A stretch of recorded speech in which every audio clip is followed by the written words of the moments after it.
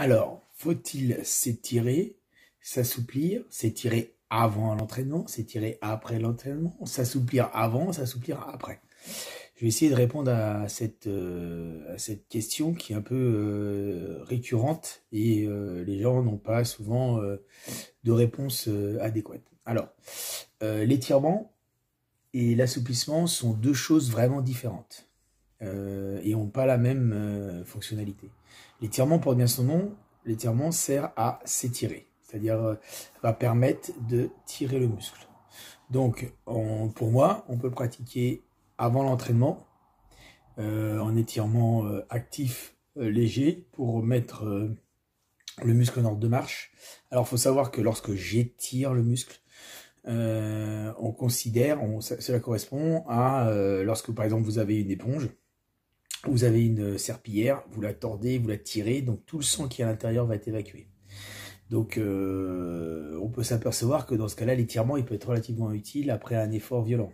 D'accord, un effort où il y a une grosse congestion avec vos muscles qui sont gorgés de sang, bah, le fait d'étirer, bah, ça va chasser le muscle, ça va permettre de récupérer plus vite. Donc ça peut permettre, alors par contre c'est peut-être contre-productif par rapport à un étirement qui serait vraiment dynamique avant l'entraînement, parce que bah, si vous retirez le sang alors que vous commencez à en mettre à l'intérieur pour le préparer pour un effort violent, donc pour moi l'étirement, il va faire un étirement qui serait un peu actif avant et un étirement après pour permettre de récupérer et comme je vous dis, hein, essayer de retirer le sang qui est qui est congestionné dans les muscles. L'assouplissement, lui, bah, c'est pour faire de la souplesse. D'accord, bah, l'assouplissement, pour moi, je pense qu'il vaut mieux avoir des séances dédiées à l'assouplissement. Un assouplissement, ça sert à gagner de la souplesse. Pour gagner de la souplesse, il faut savoir qu'un muscle, bah, il a une taille qui est bien définie. C'est pas parce que vous allez assouplir qu'il va devenir plus grand. Hein. Les tendons, c'est pas parce que vous allez assouplir qu'ils vont devenir plus grands. Hein. Si on gagne de la souplesse, c'est uniquement parce que bah, c'est lié à votre tonus musculaire et à votre réaction nerveuse par rapport à un effort. Ça veut dire que le fait de s'habituer à faire de la souplesse, bah, votre muscle il va se détendre. C'est pour ça que souvent lorsqu'on est détendu, c'est pour ça qu'on demande de souffler quand on fait un assouplissement pour vraiment être bien détendu. C'est pour ça que quand il fait chaud, on est bien détendu, bah, les muscles s'étirent plus. D'accord. Si on est trop nerveux là, bah, ça partira jamais. D'ailleurs, souvent les gens qui sont nerveux, qui ont peur de se faire mal, bah, ils vont pas bien travailler les étirements.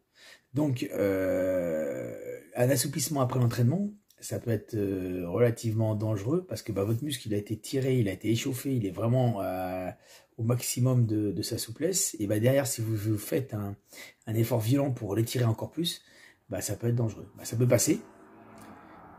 Mais ça peut être dangereux, surtout que vous voyez, la souplesse, c'est plus une question de répétition que d'élasticité. C'est-à-dire que vous n'allez pas tirer, vous habituer à l'assouplir. Non, c'est plus votre cerveau qui va lever les blocages nerveux pour permettre la souplesse. Voilà. Donc j'espère que j'ai répondu à vos interrogations.